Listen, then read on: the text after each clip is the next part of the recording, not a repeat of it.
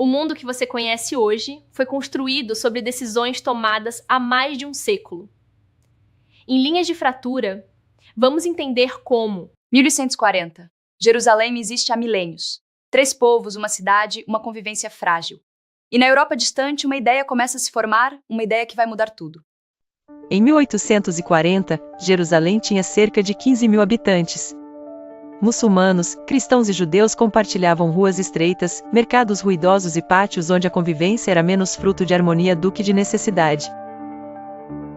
Na cidade, as diferenças eram reais, mas a vida cotidiana exigia acordos silenciosos, gestos calculados e uma paciência moldada pela escassez.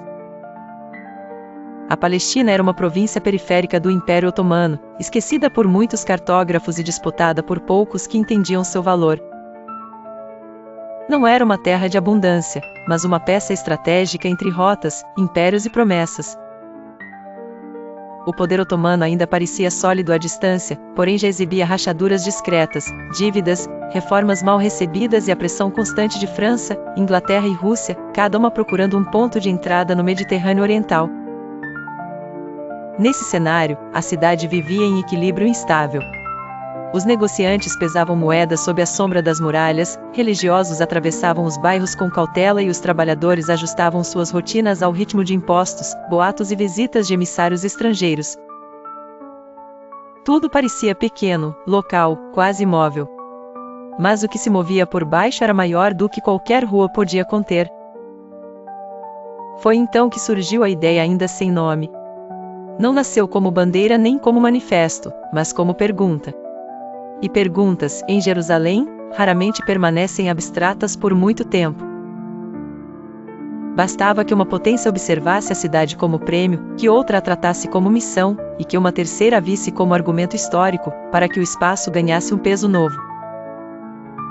A geografia começou a se transformar em destino. Os habitantes, sem perceber, tornaram-se testemunhas de uma mudança lenta e profunda.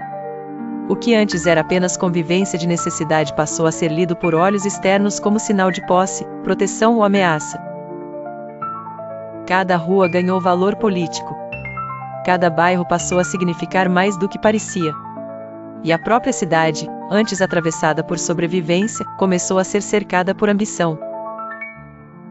Assim começou uma história que ainda não tinha conflito declarado, mas já carregava todos os seus ingredientes: um império cansado, potências pacientes, uma terra simbólica e populações que seguiam vivendo enquanto a política, à distância, redesenhava o futuro.